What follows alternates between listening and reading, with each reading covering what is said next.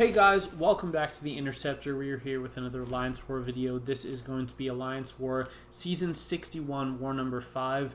AOH has matched up against PBT, and Bolt has matched up against NewN. So big wars for both accounts. I have 7 fights on my main this war and only 4 fights once again on my alt, but after this I will start getting some more fights. Honestly, this was a pretty rough war for me. I took a couple matchups that I really did not think were a good idea that were assigned by the other officer, and I told him, hey, I straight up don't think I'm going to solo. Like, I think this is a really bad matchup. Turns out I was right about the matchup being a bad matchup, but I am still going to solo, so you'll see that. Starting out with Dark Phoenix on node 9, as I always do. Get a little bit more normal RNG on this fight than I have recently. Like, I've recently been getting some really terrible RNG, and then right as I say that, I get 4 shocks in like 5 hits, or sorry, 4 bleeds in like 5 hits, and then 3 ruptures while I have Fate Seal on. So maybe not great RNG like I said, but yeah, just want to keep cycling L2s. I think there that didn't kill because of inequity, so we're going to go for one more L2, and then here I am able to finish the fight off with a heavy. But yeah, I mean, I'd say I average that fight. I average end that fight. Sorry, on average, I end that fight with about 80% health, and there was 64, so not great, but it's okay. We're alive. Into the next fight here. This is going to be Fam on node 18. Fam, really good matchup for Hood, and Hazard Shift also really good for Hood. Hood is also going to take care of the Indestructible on this node. So after it triggers for the first time right here, it's not going to trigger again for the rest of the fight. But of course, even with the stun debuff on from the parry, we still get 2 hazard shifts, so that's not great. Go for another heavy attack just because I know Fam will probably take a couple more L2s than most defenders would here. Gonna bait the L1 first and then go for my L2. So we're taking a little bit of damage from having blocked that L1, but it's really not that big of a deal. And now we just want to keep cycling L2s. Land a nice parry there, which is going to allow us to get to another L2, and then we did fail the power drain there from the timer, which was cool. So we didn't get another disintegration on us as well. And yeah, we're just going to keep hitting the mediums into the L2. We're down to 10 bullets here, actually, when we kill, so we are going to have to farm a few in our next few fights, which I am going to do. But I knew that in that fight I probably wouldn't have tons of opportunities to go for some extra heavies. But actually we have some Mantis fights coming up. Our next 3 fights are all with Mantis. And these are the fights I was extremely concerned about.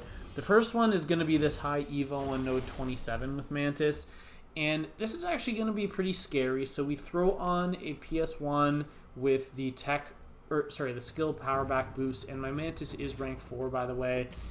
But the issue with this fight is actually going to be a combination of the tactic and his special 2.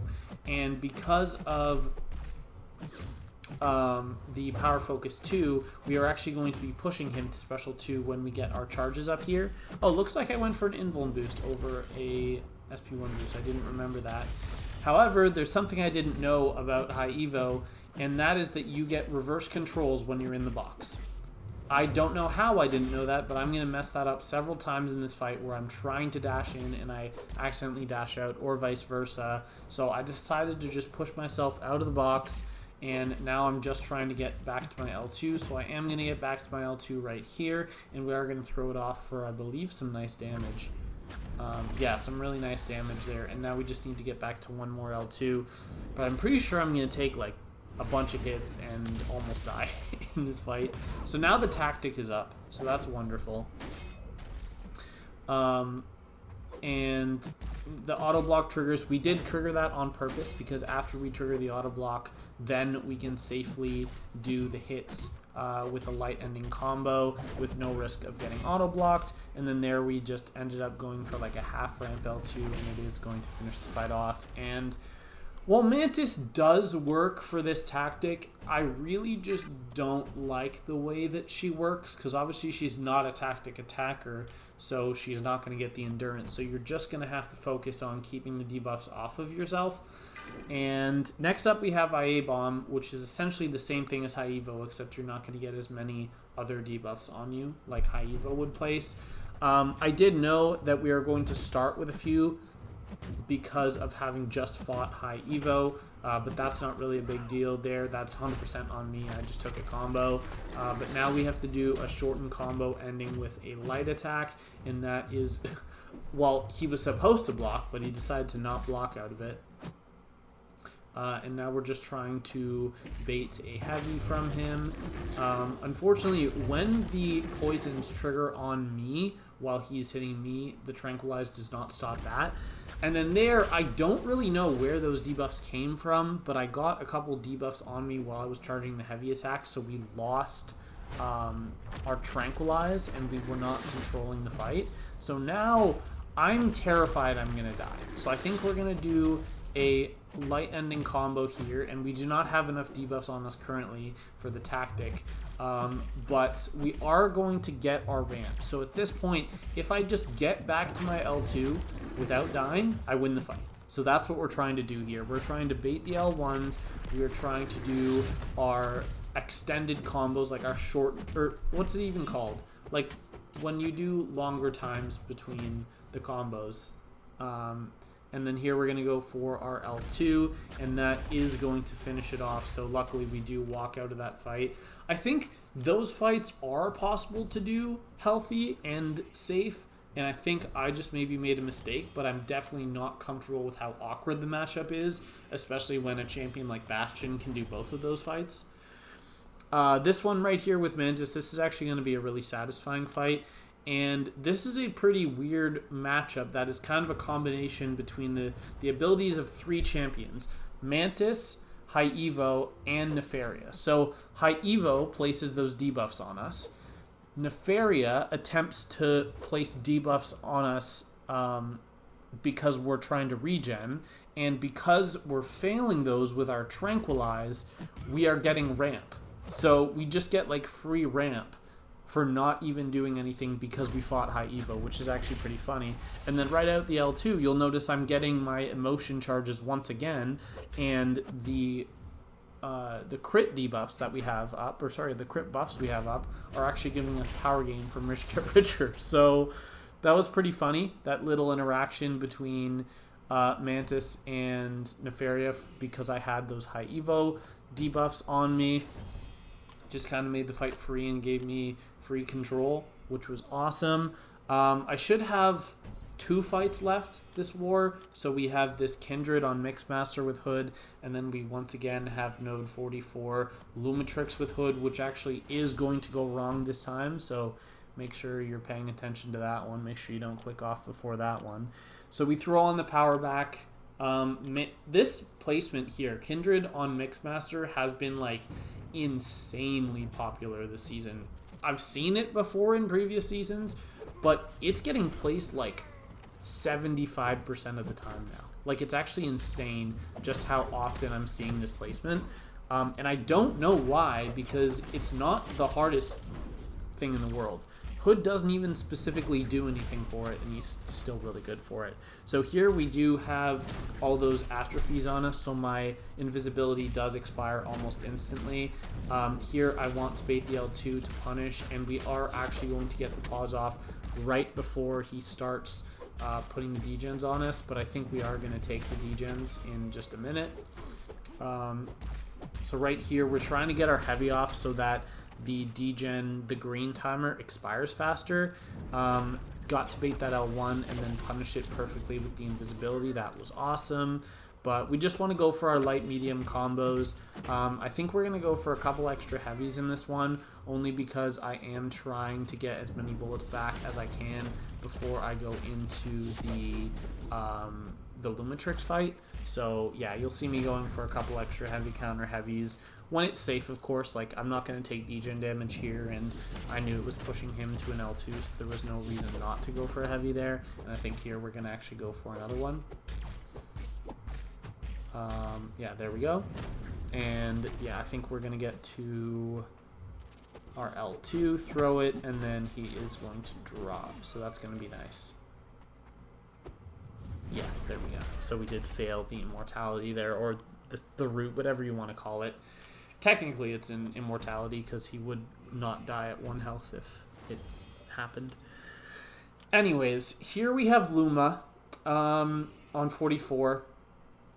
And we're going to be taking this again with Hood, but one thing specifically goes wrong in this attempt versus all the other ones. Well, first off, I don't have as many bullets as I would normally have. I'm pretty low on bullets here, but that's not what's going to go wrong. What's going to go wrong is I'm going to throw my L2 into his block. So we're going to completely lose control of the fight, which is really, really bad, really not good. But this Lumatrix here, obviously, I've taken this many times, and while I've come close to dying, I've never actually died. I think this is the closest I've ever come to dying in this fight. And that's kind of weird, because the beginning of this fight started so perfectly. Like, I had so much control of the fight, and then he just wouldn't hit into my miss, so I'm like, okay, that's fine. I'll just wait for my next invisibility to come. So I'm going to get my invisibility here, and then I'm going to actually get into my L2 cycle pretty early, which is nice, because I still have a lot of health left. And I think it's here. Yeah, I don't know what I was doing. I could have just been patient and waited for him to dash in. I guess I thought he was dashing in, but now I'm kind of in a bad position because he threw an L1 there. Because he was at L2, I was anticipating him throwing the L2, so I was spamming dash back. But, of course, he threw L1 because he's Lumatrix. Here we're going to heavy. The point of that heavy is both to push him back and give me an opportunity to get my invisibility up. And we did actually get some pretty good power steal RNG there, so we did get back to my L2. However, we are ticking pretty seriously from the poisons, and we are also almost out of bullets. So right here, we almost pushed him to special 3, and now I know I just need to get the heavy attack off and he will die, and we do get it off, so we do narrowly survive at 20% health. That was really, really sketchy, and I don't think it's ever going to go that badly again, because even since that fight, I've taken it 2 more times, and it's not gone that badly, so we'll see what happens. But this war on my ult was also bad. I mean, to be fair, I was using 2 attackers that I've never used before in Bastion and Maker. My Maker was only rank 2, and my officer actually assigned me a fight with him, so I was forced to take him to rank 3. I am not a big fan of Maker. I think he's good. I just don't like the playstyle, so I would rather not use him, and my officer did know that, but I think it was like an issue with the planning where it just worked out best this way, so didn't mind taking him to rank 3, but I never ever want to use him again in Alliance War. But this is also my first war ever using this guy, Bastion. This is a rank 4 Bastion. I did take him up in the off season, and he's going to be good for this fight. Unfortunately, the special 1 is, I think, like either 7 or 8 hits. I'm pretty sure it's 7 hits, so you do have to be careful with the falter node because Bastion has no way of countering it. Because Onslaught is a tactic champion, you also want to worry about having the tactic up. But I think because I'm so new to Bastion, this was just a little bit awkward for me, and I wasn't really comfortable with what I was doing. And I'm pretty sure here we're going to go for our 2-hit heavy into the L2, which gets us the tactic up and also gets us our Furies. So at this point, we just want to get back to a special 1. And then there we do throw the L2 because I knew if I went for a heavy there, I would have gotten faltered because the hits wouldn't have lined up. And it did do some good damage, so now we just need to get back to the L1 one more time. However, we are going to have to wait out one more falter right here. So bait the L1, dash in, throw the L1, and he is going to die. But yeah, just not a perfect fight, obviously. Not done correctly. And okay, he doesn't die. I thought he was going to die there, but I guess not. I guess we got to go for another L1. Yeah. Okay. Just not a great fight, but clearly I'm very, very new to Bastion, and I will only get better with time. This fight is ugly, so I sped through it. This is going to be this next one here once the screen loads. Yeah, this is going to be Node 15, Captain Britain with Maker, and with Maker being Neuroshock immune, he is by far the best option for this fight. However, I just am not comfortable with him because once again, I ranked him an hour before doing these fights, and while I did practice with him a few times, I just felt like this was a horrible fight, and I just really did not enjoy doing it. So we're gonna get our trap up here, whatever it's called. I honestly forget what it's called, and we're gonna go for those heavies. There, we missed the heavy, but I think we're gonna go for the special 3 in this fight, actually, or maybe we're gonna go for the L2. I forget. And then there we take a 5-hit combo. Yeah, we do go for an L3 for a supercharged mine. That's what it's called. Yeah, it's called a mine. But you basically can't die from this fight because you're getting constant willpower healing and you're immune to Neuroshock. There's just a lot going on for you here. And yeah, we're just going to keep walking her over this mine. Going to throw another L1 to get a new mine. And I'm pretty sure we're going to end with an L2, but I'm honestly not sure. But this was my only Maker fight, and I'm honestly glad. Oh no, that doesn't quite kill, but we did go for an L2. I'm honestly glad I didn't use him more, just because I don't really know what the issue is. I just don't really feel comfortable with his playstyle. It just feels so awkward to me, and while I acknowledge he's good, like other people will use him, and yeah, he looks good, just not for me. And then there she does drop because she walks over the mine. But 2.5 minutes. I mean, to be fair, I was punching up. That was a rank 4 Britain I was taking, but still not great. And I still really, really do not want to have to use Maker again. Like in War 4, I think I only brought him to put pre-fights on the boss. Like, that's literally it. So, we're on to our section 2. We have one more Bastion fight, and then we actually are using Onslaught for 36 Modok. Which, once again, I'm going to mess up, but it's a good matchup.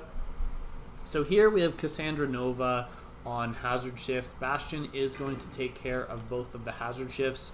This is Poison Cold Snap, I believe, and he's going to take no damage from Poison, and he will fail the Cold Snaps. So it should be good. Cassandra Nova isn't the hardest champion in the world to fight, but I'm pretty sure I'm going to mess up at some point in this fight. Like, yeah, that's literally her only defensive ability. Her only defensive ability is do not hit her in the middle of her heavy attack, and then I do it immediately to start out the fight. So I don't know what I was doing. I was on some drugs, apparently. And then I'm going to throw the L2, which pushes her to L2, so now I got to bait it out, and I'm just going to block it all because I don't know how to dex it, and I'm not even going to try. Going to try to keep up the tactic, go for some heavies here. I only got one Fury off of my L2 because I did not have enough infections on him, I believe. I didn't have enough charges, so I only got one Fury. But I'm still doing some good damage, and I'm going to be healing the whole fight from Rage, so not really a problem. That heavy was just for the tactic, and yeah, we do lose our Furies, so I believe at this point we are going to go for another L2 into an L1, but I mean, this was a week ago, so I don't remember. I'm pretty sure that's it. Yeah, if you saw me finish this fight and you saw how much health I came out with, you might think it was a good fight. It was not. It was really not a good fight. Luckily, I didn't need any L1s because those would hurt with all of the Daunteds I have on me. But I think this is the last one we're going to bait out, and then we're going to go for our heavy attack into the L2, or maybe we just go for the L2.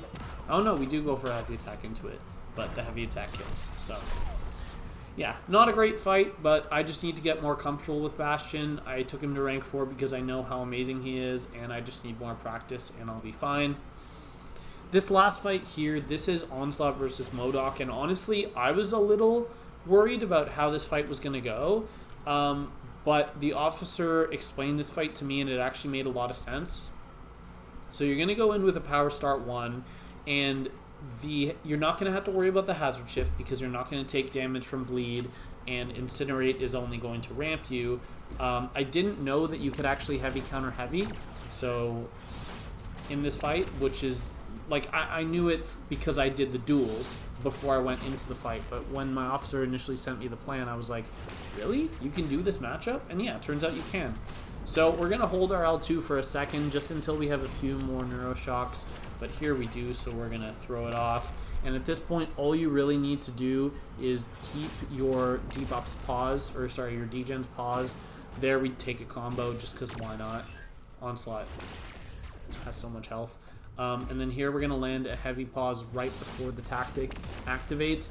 The nice thing about this matchup is that even if the tactic lines up poorly and you have to throw your heavy attack into Unstoppable, as long as the first hit connects, it doesn't matter if the rest goes into Unstoppable and you get hit by your opponent's heavy, because one, you're going to get the pause, and two, it's going to inflict Incinerate debuffs on you, which aren't really going to do damage anyways. So not really a problem. AOH had a really, really bad war, and we did lose to PBT, even though they dropped 11 deaths. So we definitely should have had that one, but that was unfortunate. And then Bolt also lost to NewN. We had a really bad start. We had a really bad ending to the war. We were actually winning this war for almost the entire war, and then we lost it in like the last 50 fights. So that wasn't great. But that's going to be it for the video. AOH is now 2-3 on the season, and Bolt is now 3-2. I have 0 deaths total still. I've soloed 47 out of 47 fights total, with 39 of those on my main and 8 on my alt. I have an active Deathless streak of 167 fights, with a streak of 83 on my main and 101 on my alt. So that's cool. We're actually passing the 100 fight streak on my alt account. So that is going to be all. I hope you enjoyed the video and enjoyed me playing bad, and I'll see you in the next one. Have a great day.